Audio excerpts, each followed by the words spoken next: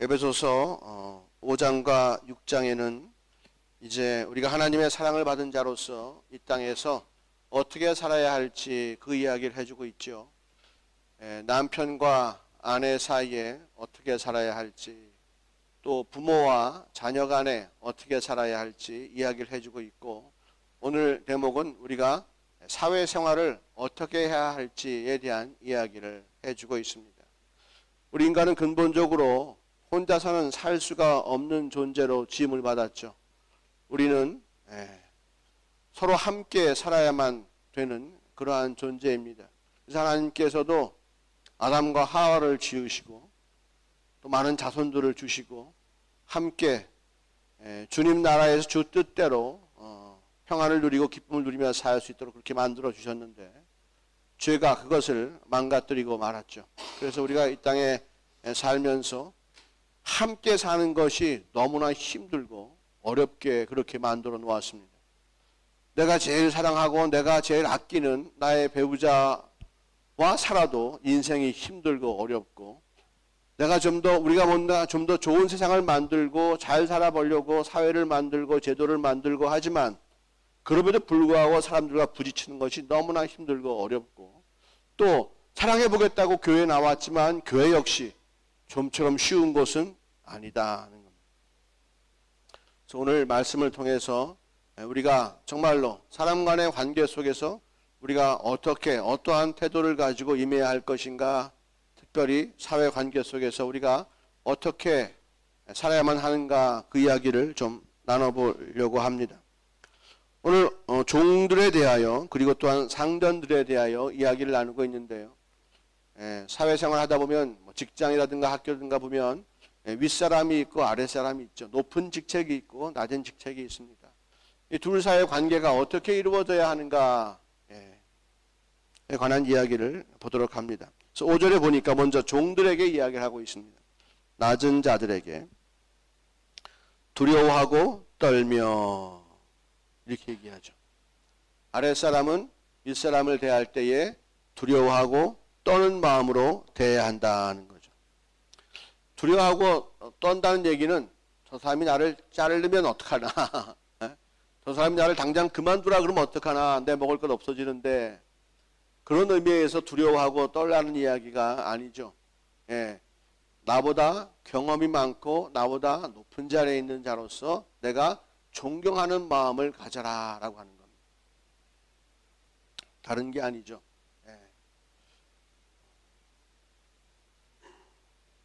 우리가 주 앞에 설 때에 두렵고 떨리는 마음으로 주 앞에 섭니다.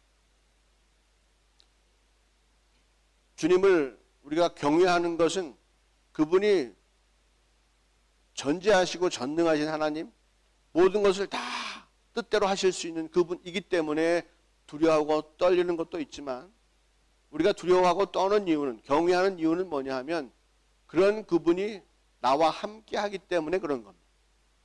그 능력이 많으시고 그 사랑이 많으시고 한없는 그분이, 위대하신 그분이, 영광 자체인 그분이, 거룩하신 그분이 부정하고 죄 많고 나약하고 어린 나와 함께 하시기 때문에 그런 거죠.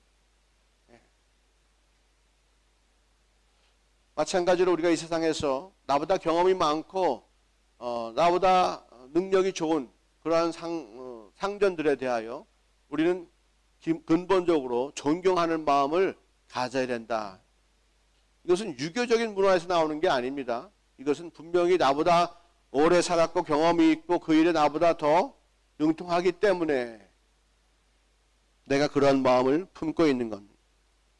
그 다음 보면 성실한 마음으로 육체의 상전에게 순종하기를 그리스도께 하듯 하라 이렇게 얘기합니다.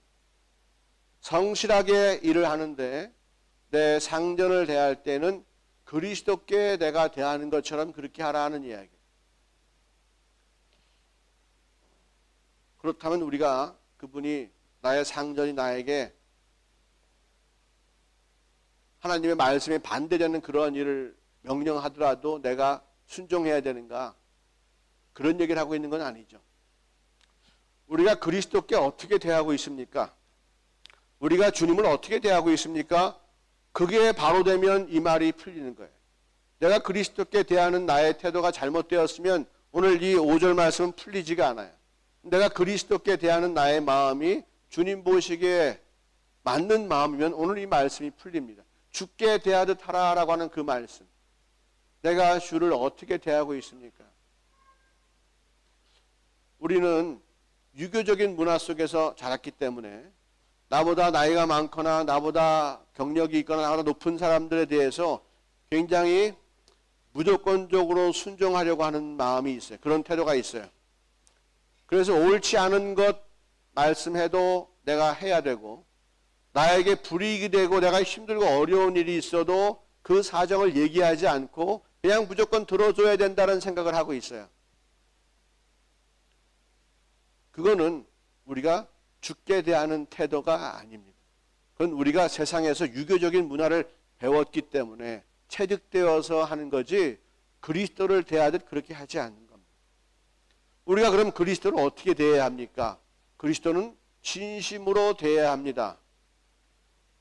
주님께서 나에게 무슨 말씀을 하시고 나를 어디로 인도하시려고 하고 나에게 무슨 일을 맡기시려고 할 때에 우리는 주께 진심으로 대해야 됩니다. 그렇지 않으면 주님과의 관계가 인격적인 관계가 될 수가 없습니다. 주님께서 말씀하시는데 내가 그 말씀을 내가 순종할 수가 없다. 그 말씀을 내가 지킬 수 없다. 그럴 때에 유교적인 문화에 있는 사람들은 이렇게 행동합니다. 알겠습니다. 당신의 말씀이 옳습니다. 그리고 나서는 자기는 그 일을 행하지 않습니다. 그리고는 행한 것처럼 이렇게 대합니다. 자기의 체면도 살리고 그 사람의 체면도 살려주고. 이것은 사람과 사람과의 관계에 있어서 전심으로 진심으로 인격적인 관계를 만들어가는 그러한 관계가 아닙니다. 만약 우리가 지금까지 주께 그러한 태도와 마음을 먹고 행동을 했다면 우리는 주님을 잘못 대하고 있는 것입니다. 내가 할 수 없는 것은 주께 이야기해야 됩니다. 나는 못하겠습니다. 나는 못하겠다고 끝까지 외치고 불러야 되는 거예요. 주님, 나에게 말씀하신 일은 너무나 힘들고 어렵습니다. 지금 내 수준으로는 감당할 수가 없습니다. 주님과 나와의 관계 속에서 주님은 그 말씀을 내게 하셨는데 내가 그 말씀 때문에 더 이상 그 말씀으로 말미암아서 내가 더 이상 어떻게 할 수가 없을 때에 내가 그것을 순간 딱 포기해버린다면 그건 주와의 관계를 끊겠다는 얘기죠. 그것 말고도 그거 내가 굳이 지키지 않아도 내가 다른 것 하면 내가 당신과의 관계를 유지할 수 있지 않을까요? 라고 하는 이건 교만한 것입니다. 지금 주님께서 나에게 말씀하신 것을 내가 못 지키겠으면 못 지키겠다 끝까지 내가 지키든지 주님께서 포기하시든지 아무튼 그때까지 계속해서 기도하고 나가야 되는 것이 옳은 거죠. 당신은 그렇게 얘기하거나 말거나 나는 뭐 지킬 수 없으니까 내가 다른 것으로 할 테니까 당신은 그냥 내가 다른 것으로 하는 것으로 좀 그냥 만족해 주면 안 되겠냐고 그러면서 그냥 우리 관계를 계속 유지하는 것처럼 하자고. 남편과 아내가 같이 살면서 남편이 하는 얘기 아내가 안 들어주고 아내가 하는 이야기 남편이 무시하면서 같은 집에 살다고 해서 그게 아름다운 부부요? 서로가 서로를 사랑하는 관계가 됩니까? 당신이 말하고는 있지만 그 말은 나는 정말 지킬 수가 없을 것 같아. 어떡하지? 그 문제가 해결될 때까지 또 이야기하고 기도하고 위로하고 그런 관계가 형성이 돼야 그게 진심이 통하는 거고 진정성이 있는 교제가 되는 거죠. 우리가 주께 대할 때에 진정성이 없으면 그 관계가 유지되지 못함에도 불구하고 많은 교회 나오는 사람들은 주와의 관계 속에서 그 진정성을 무시하고 내가 드리는 것으로 당신은 만족해야 된다라고 하는 그러한 마음을 가지고 있습니다. 아니면 그냥 그런 것처럼 하고 살든지. 그것은 유교적인 것이요 체면을 중시하는 그런 사회에서 명목적인 관계를 유지하는 것이죠. 아까 예를 들었던 부부와 같이 부부라고 하는 이름만 남는 것이지 절대로 그 부부 사이가 바른 건 아닙니다. 우리가 아무리 교회 나오고 무슨 뭘 하고 난리를 쳐도 주님과의 관계 속에서 진정성이 없으면 우린 다 껍데기, 우린 다 쓰레기와 같은 존재입니다. 내가 무슨 말씀을 하나를 들었더라도 그 말씀을 이루기 위해서 그냥 싸우는 거예요. 그냥 기도하는 거예요. 끝까지 포기하지 않고 죽게 매달리는 거예요. 나 정말로 그거 하고 싶은데 너무 힘들고 안 됩니다. 라고 끝까지 고백하고 끝까지 기도해야죠. 하나님께서 아브라함에게 말씀하셨어요. 내 소돔과 고모라를 내가 싹 쓸어버리겠다. 아브라함이 생각하기에 그것은 정의롭지 못한 일인 것 같아요. 죄임은 모를까 어떻게 의인을 그렇게 다 죽여버리신단 말입니까? 그 성 가운데 의인이 50명 있어도 그렇게 할 겁니까? 주님께 큰 소리 치잖아요. 그러니까 주님께서 뭐라 그러십니까? 그래 50명이 있으면 내가 그렇게 하지 않게. 의인이 50명이 그 성에 있으면 나는 그 성을 멸하지 않겠다고 얘기하세요. 그럼 뭐 계속 40명, 30명, 20명 아브라함이 기도할 때마다 자꾸 아브라함의 생각은 포기가 되는 거예요. 그 성에는 의인이 있다 라고 하는 생각이 점점 줄어듭니다. 마지막에 어떻게 됩니까? 아브라함의 생각이 바뀌죠.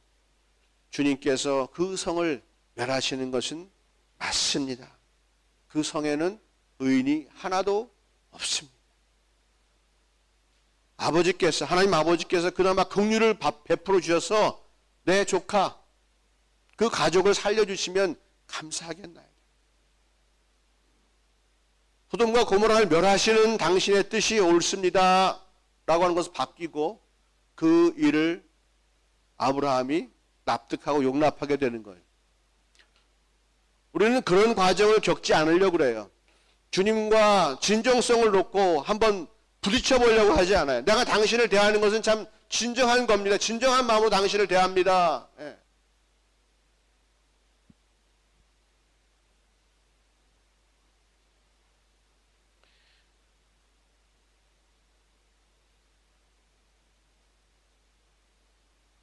힘들고 어려운 일이 있으면 교회 나와서 기도하고 기도 제목을 함께 나누어요. 그러면 담임 목사가 기도해주고 또 같은 청년들도 같이 기도하고 구역에서 기도하고 다 같이 기도하죠. 그 일이 해결되고 마무리가 됐으면은 와서 얘기를 해야 되는데 그 얘기는 하지 않아요. 그 얘기는 뭐냐 하면 애초에 기도를 부탁할 때부터 기도에 대한 진정성, 내가 이야기하면 구역이 기도해주고 청년들이 기도해주고 담임 목사가 기도해주고 하는 그 기도의 관계에 대한 진정성을 믿지 않기 때문에 그런 거죠. 표면적인 거예요. 아주 그런데 익숙해져 있어요. 그러니까 인간 간의 관계가 다 그렇게 껍데기밖에 없는 그런 관계로 전락해버리고 마는 거예요.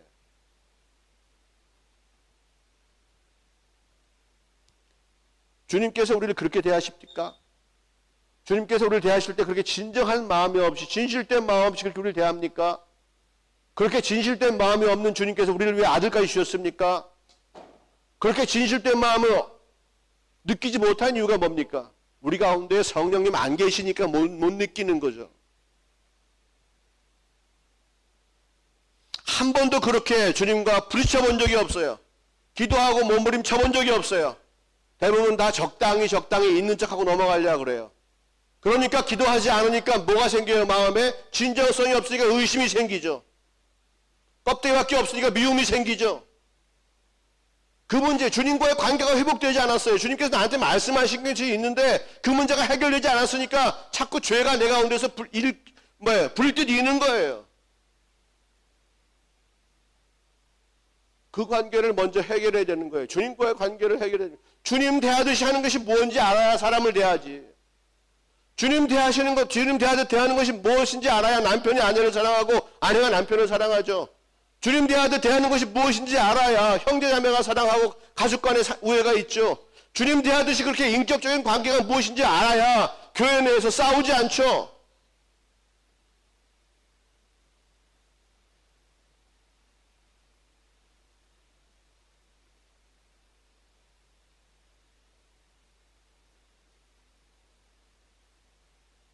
그 6절에 나옵니다. 눈가림만 하여 사람을 기쁘게 하는 자들처럼 하지 말라. 눈가림하는 거예요. 속은 다 썩었어. 말씀을 지키는 것은 하나도 없고 주님께 나가서 그 말씀 가지고 한번 싸워본 적이 없어. 주님.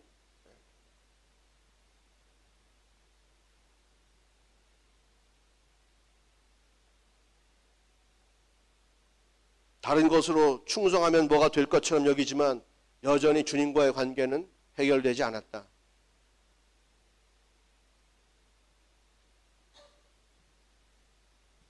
열심히 일을 하는 것 같지만 사람을 기쁘게 하는 거지 결코 주님을 기쁘게 할 수가 없다.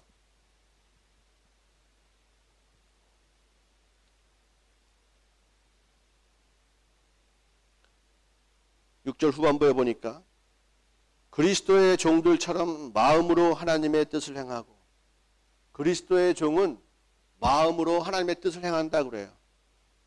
하나님이 무슨 마음을 품으시면 그 마음이 내 마음이에요. 하나님이 뭘 하고 싶으시면 나도 그걸 하고 싶어.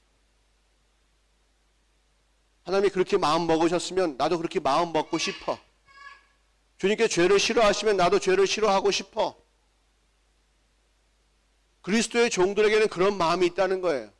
주님께서 원치 않는 것이 있으면 나도 원치 않는 거야. 설령 주님께서 원치 않는 것을 내가 원한다 하면 그때부터 기도가 시작되는 거지. 그때부터 진정성의 싸움이 시작되는 거예요.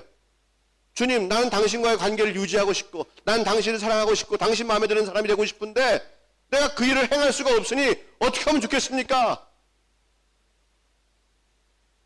이러한 일에 관심이 전혀 없어요. 그러니까 무슨 회개를 하게 해요.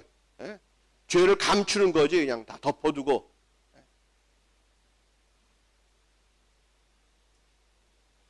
주님과 마음이 같지 않으니 7절 보세요. 기쁜 마음이 생길 리가 없어요. 우리 인생의 근본이 무엇입니까? 하나님을 사랑하는 것이 우리 인생의 근본이에요. 어떠한 하나님을 섬기느냐에 따라서 우리의 가치관이 만들어진다 그랬죠. 어떠한 신을 섬기느냐에 따라서 내 인생의 가치관이 만들어집니다. 무엇이 좋은 것이고 무엇이 안 좋은 것이니까 결정되는 거고, 그 가치관에 따라서 뭐가 형성됩니까? 내가 무슨 일을 하는가, 무슨 태도를 갖는가, 무슨 습관을 만드는가, 그것에 따라서 결국 내 인생이 만들어지는 일이 벌어지지 않습니까? 근데 하나님을 섬기는 사람들은 하나님이 나를 사랑한 것처럼 나도 하나님을 사랑하겠습니다라고 하는 것이 근본적인 우리의 가치관이 되야 되는 거고, 그것이 또한 이웃을 사랑하는 사랑으로 나타나게 되는 것이죠. 그래서 우리 크리스천들에게는 가장 근본적인 우리 인생을 이끄는 힘이 무엇이냐, 또 우리가 달려갈 목적이 무엇이냐, 그것은 하나님처럼 우리도 사랑하겠습니다. 근데 이 사랑에 대한 것은 막연하게 그냥 좋은 그림, 좋은 관계라고만 생각하지, 부딪혀서 해결되어야 될 것은 전혀 없는 것처럼 여기는 것은 잘못된 거란 말이에요.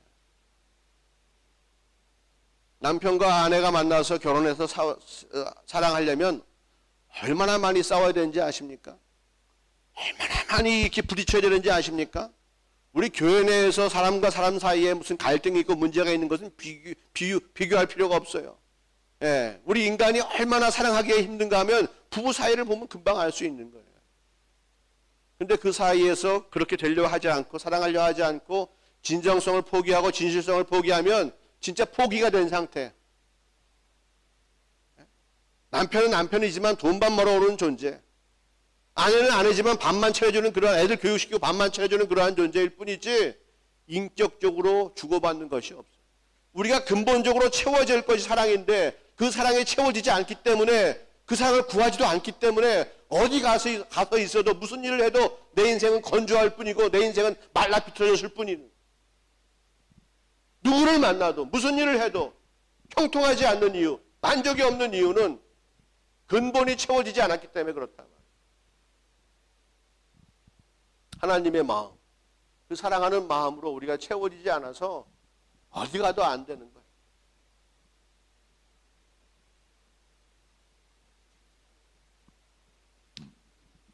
사람들은 생각합니다.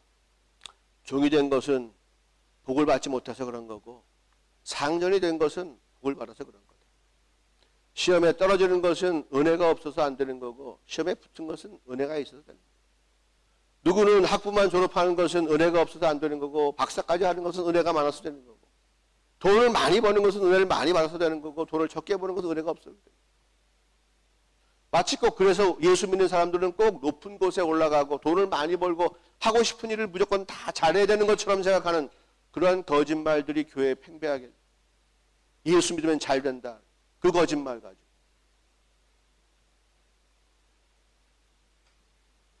예수 믿으면 사랑하는 사람으로 바뀌는 거예요. 예수를 믿는다고 하는 것은 사랑으로 나를 채우겠다고 하는 이야기고, 그 사랑을 실천하겠다고 하는 이야기예요. 되든 안 되든. 그래서 8절 말씀에 종이 되었으면 네가 굳이 상전 되려고 애쓰지 마라. 종이 되었으면 종으로 살아라는 거예요. 여기서 종이라는 얘기는 옛날로 얘기하면 신분, 노예 신분을 얘기하는 거잖아요. 그죠? 주인이 아니고 노예 신분.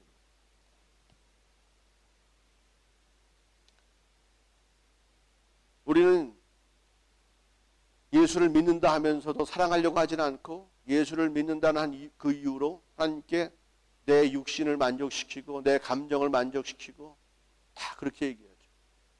그러니까 꼭 자기는 항상 높은 데 올라가야 되는 거예요.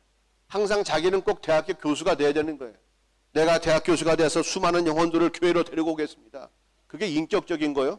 갑질이에요. 그런 거. 내가 갑질할 테니까 주님 나를 대학 교수 세워주세요. 왜 주님을 갑질하는 분으로 만듭니까? 알지 못하기 때문에. 주님과의 관계가 분명치 않으니까 그렇게 생각하는 거예요. 그러면 기쁠 줄 알고 천만의 말씀. 다 자기의 소욕을 위해서 구하는 거죠.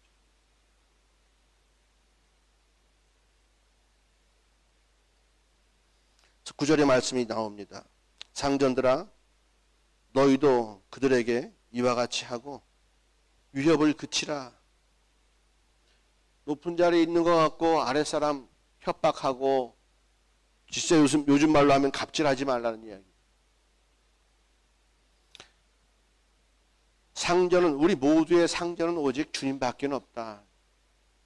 누구도 나를 심판하고 누구도 나를 판단할 수 없다. 우리 모두의 상전은 주님밖에 없다.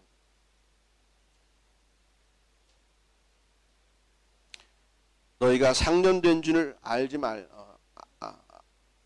상전된 줄 알고 상전 노릇하지 말고 너희의 상전 되신 주님을 항상 의식하고 살아라.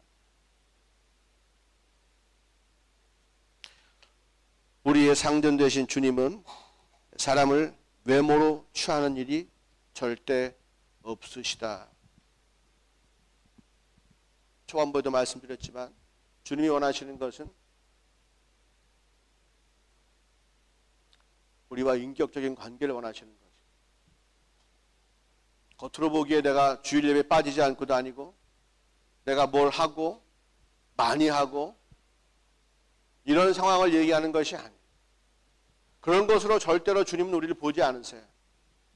우리가 주의 말씀을 순종하지 아니하고 순종할 생각도 하지 아니하고 그것에 관심을 두지 않으면서 주와의 관계가 형통하길 바란다. 우리가 주님과의 관계 속에서 그 십자가의 사랑의 의미를 온전히 알았다면, 주님께서 죄를 얼마나 싫어하는지 우리가 깨달았다면, 정말 죄를 갖고는 아무것도 할 수 없음을 우리가 알았다면, 우리가 오늘날도 우리를 괴롭히고 우리를 망가뜨리려고 하는 그 죄에 대해서 우리가 여전히 싸우고 여전히 기도하고 여전히 승리하려고 하는 몸부림을 계속해서 할 것입니다. 근데 우리의 진심이 거기에 있지 않아요. 하나님을 사랑하는 것에 제1계명에 우리의 진심이 있지 않아. 이웃을 사랑하는 제2계명에도 우리의 진심은 있지 않아. 내가 그렇게 하는 척, 내가 당신을 사랑하는 척하고 내가 이웃을 사랑하는 척하면 당신은 날 위해서 무엇인가를 해줘야 된다는 그런 마음이 있는 거지.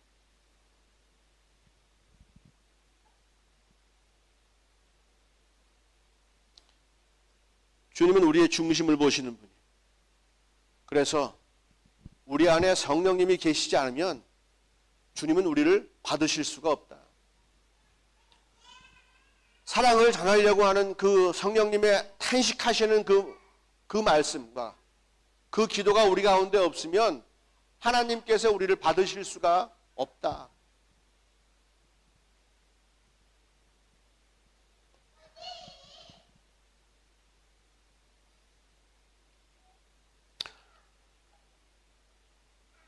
우리는 그럼에도 불구하고 자꾸 진심은 빼놓고 중심은 제껴놓고 겉모양으로만 겉모양으로만 자꾸 하려고 그래.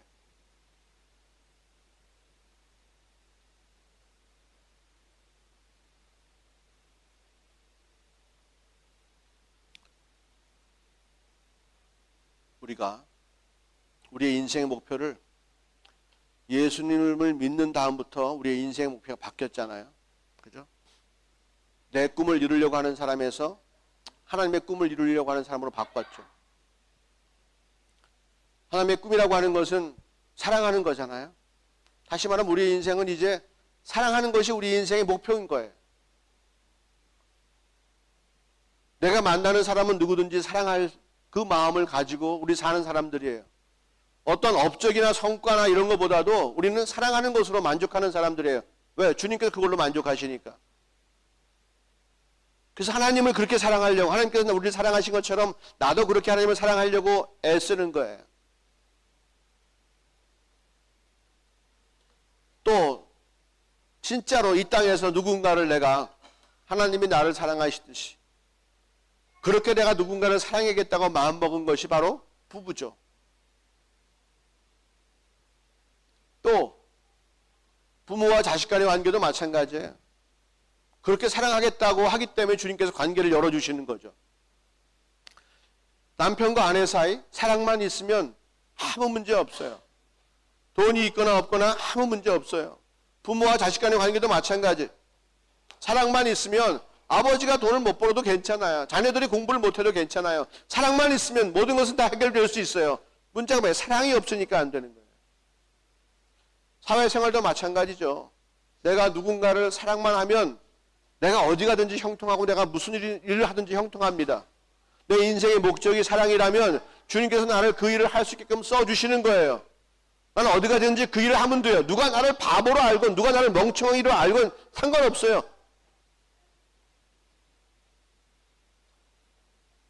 상전을 대할 때, 내가 종으로 상전을 대할 때도 마찬가지예요. 상전을 어떻게 대하지?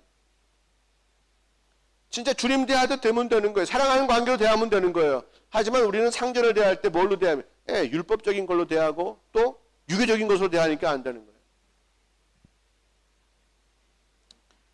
여러분들에게 가장 큰 상전이 누굽니까? 학교 선생님들이죠. 주일날 새벽에 우리가 교회가 예배가 3시부터인데 선생님들이 가끔 주일날 레슨을 준다 그러죠. 평일날은 뭐 하시는지 모르겠어요. 연주회가 바쁘시겠죠. 여러분 그때에 여러분들이 유교적인 사람이라면 네 알겠습니다. 3시에 가겠습니다. 그럴 거예요. 하지만 정말로 여러분들이 그리스도를 대하는 그 사랑이 여러분 가운데 있다면 그 사람을, 그 선생님을 여러분이 인격적으로 대하고 진정으로 대하려고 마음 먹는다면 여러분 마음속에 안 된다고 하는 그 얘기를 할 수 있어야 됩니다. 나는 그 시간에 교회 가기 때문에 안 됩니다. 라고 얘기할 수 있어야 돼요. 내가 못하겠습니다 하는 얘기를 분명히 할 수 있어야 돼요.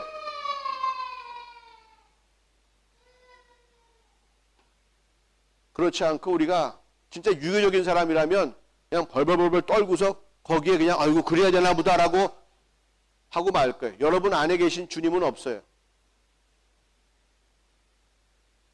분명하게 말씀드리세요. 저 그 시간에 못합니다. 바꿔주십시오. 평일날 할 수 있습니다. 평일날로 해주십시오. 진정으로 대하세요. 할 수 없는 건 할 수 없다고 진정으로 대하세요. 할 수 없는 걸 왜 할 수 있는 것처럼 얘기합니까? 우리가 다 근본적으로 죄가 있어서 진정으로 사람들을 대하고 누구를 하나님을 대하고 하는 그 방법들을 잃어버려서 그래요. 가인이 그랬잖아요. 마음속에 아벨을 죽이고 싶은 마음이 있었어요. 하나님께서 뭐라고 하세요? 왜 동생 아벨을 미워하느냐? 그 관계 해결 안 하죠 지금. 그죠? 아벨 절대로 가인이 그 관계를 해결하지 않고 돌을 들어 쳐 죽이는 데까지 갑니다. 끝까지. 죄가 있고 미움이 있기 때문에 절대로 인격적이고 진정성 있는 교제가 될 수가 없는 거예요. 그걸 버려야 되는데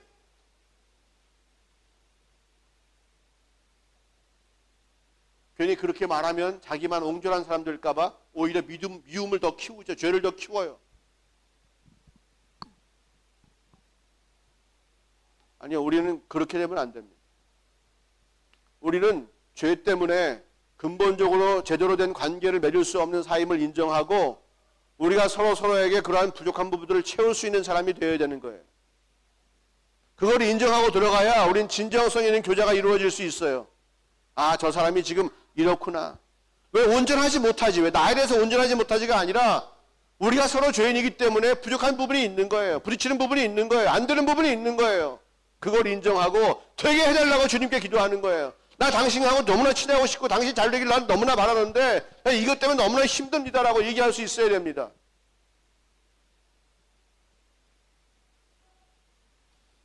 그래야 서로가 용납할 수 있게 되고 서로가 어떠한 상태인지 알게 되고 나도 조심할 수 있게 되고 상대편도 조심할 수 있게 되고 그러면서 관계가 유지되어 나가는 거죠. 남편과 아내처럼 그렇게 사랑할 수는 없어도 교회 내에서 그렇게 관계가 유지되는 겁니다.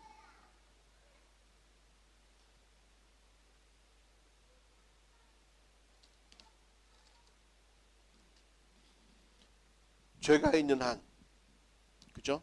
죄가 있는 한 사랑할 수 없기에 우리로 하여금 사랑케 하시기 위하여 아버지께 받은 그 사랑만큼 사랑할 수 있게 하기 위해서 아들 우리 땅에 보내시고 아들을 죽이심으로 우리의 죄를 사하여 주셨어요. 그래서 우리가 이 땅에서 감히 사랑할 수 있는 존재로 변화를 받은 거예요. 이제 우리는 예수 그리스도를 따라가면 사랑할 수 있어요. 할 수 없는 것 하게 해달라고 자꾸 기도하면 변화시켜 주시는 거예요. 그 문제는 해결하지 않고 자꾸 입학시켜달라, 취직시켜달라, 결혼시켜달라 딴 얘기만 하니까 주님과의 관계가 부서지니까 다른 것도 관계가 제대로 이루어지지 않는 거예요.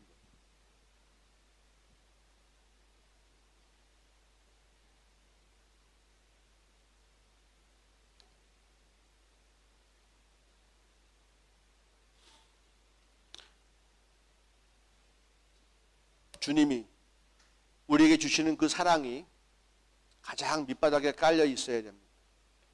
그건 마치 꼭 오뚜기의 추와 같은 거예요.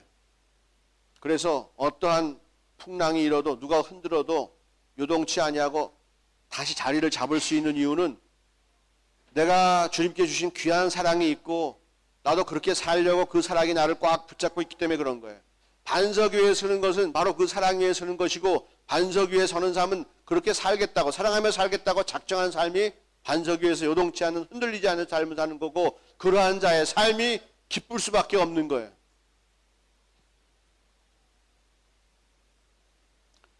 감정적인 사랑에 가치를 둔 사람은요. 주님의 사랑이 아니고 감정적인 사랑에 가치를 둔 사람은 흔들릴 수밖에 없고요. 이성의 만족에 중심을 둔 사람도 넘어질 수밖에 없고요. 물질을 좋아하는 사람도 역시 넘어질 수밖에 없어요. 왜? 중심이 없기 때문에 그런 거예요. 하나님의 사랑으로 우리는 중심을 잡아야 돼요. 예수 믿는 사람들은 다른 것으로 인생의 중심을 잡을 것이 아니라 주의 사랑으로 중심을 잡아야 되는 거예요. 어디 가나 우리가 십자가를 얘기하고 십자가를 기념하는 이유가 무엇입니까?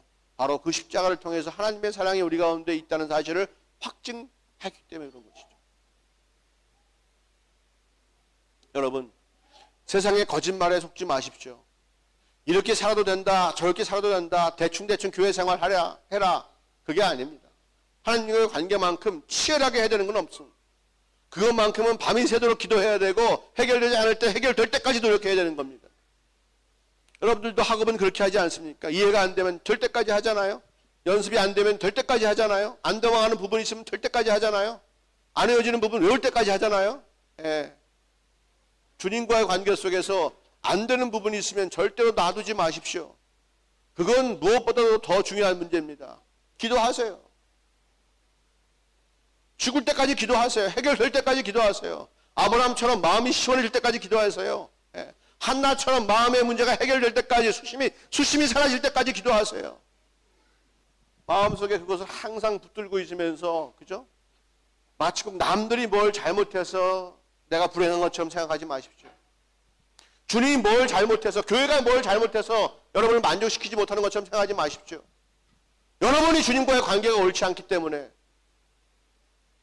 여러분은 주께 대하듯 누구도 대할 수가 없는 것이에요.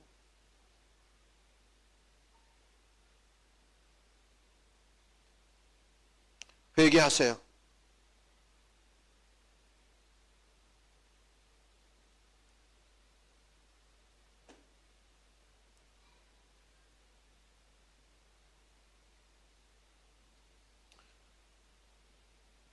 요즘 경쟁사회라 그러죠. 동료와 동료와의 관계, 서로 믿지 못하는 사이, 제가 먹으면 내가 못 먹고, 내가 먹어야 제가 못 먹고, 내가 꼭 가져야만 되고 다음번에 기회가 없고,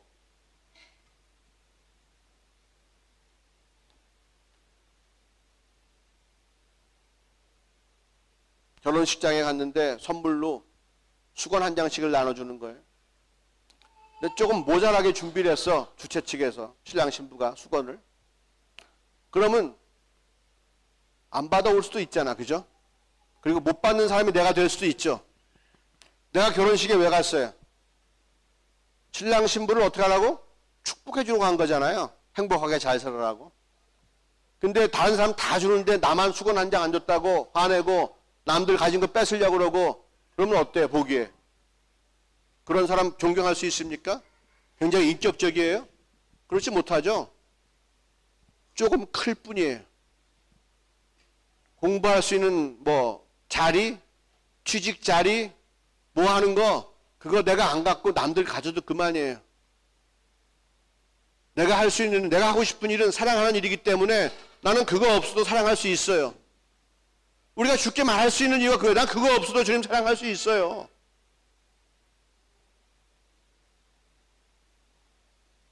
우리 배우자가 내가 원하는 상태가 아니야. 내가 원하는 성격이 아니야. 그래도 주님, 나하고 맞지 않아요, 주님. 그래도 나는 사랑할 수 있어요. 내가 언제 주님과 맞아서 주님 나를 사랑하셨나요? 나는 죄인이었잖아요. 주님과 원수였잖아요. 그럼에도 불구하고 주님 나를 먼저 사랑해 주셨으니까 나도 그렇게 사랑할 수 있어요, 이제는. 부모님들, 자녀들, 상전들, 종들, 동료들, 누구든지 사랑하려고 하는 마음으로 대한다면 모두가 다 형통할 겁니다. 독일에 뭐 빼먹으러 온 사람들 아니잖아요, 우리? 독일 사람들 사랑해 주러 왔어요. 이 사람들에게 손해보는 거 당연한 겁니다. 이 사람들에게 우리가 사랑하려고 왔기 때문에 나눠주는 거 당연한 겁니다. 그렇게 하니까 우리가 더 큰 은혜를 받아요. 다른 한인교회들은 교회 건물 쓸 때 돈 많이 내고 써야 돼요. 월세를 얼마씩 많이 내고 써야 돼요. 근데 우리는 그냥 쓰고 있어요. 마치 꼭 우리 교회처럼 쓰고 있잖아요. 우리가 베풀어주고 우리가 헌신하기로 작정하고 사랑하려고 마음 먹으니까 길이 열리는 거예요. 이 교회 사람들은 우리가 사랑해 준 적이 없어요. 우리 다른 교회 사람들 사랑해 줬어요. 그런데 은혜는 이 교회를 통해서 받잖아요. 주님이 하시는 일이 그런 거란 말이에요. 사랑하면 된단 말이에요. 그걸 믿으세요. 구원받은 자답게 사랑하면 된다는 사실을 믿으세요. 그리고 사랑하세요. 사랑하는 일에 목숨을 거세요. 신랑들이 잘하는 일이 뭡니까? 어떤 신랑이 잘하는 신랑입니까? 돈 많이 벌어주는 신랑이 잘하는 신랑입니까? 아니요. 아내를 사랑하는 신랑이 참된 신랑입니다. 어떠한 신부가 아름다운 신부입니까? 남편을 사랑하는 신부가, 남편만 사랑하는 신부가 아름다운 신부지. 다른 것에 절대로 여러분 마음 빼앗기지 마세요. 주님은 사랑이십니다. 할렐루야. 그래서 우리도 사랑하는 것으로 만족하는 사람들이 되기로 작정하고 이 자리에 나와 있는 거예요.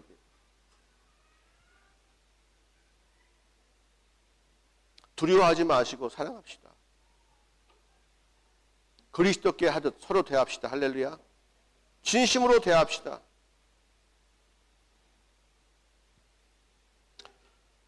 기도하겠습니다.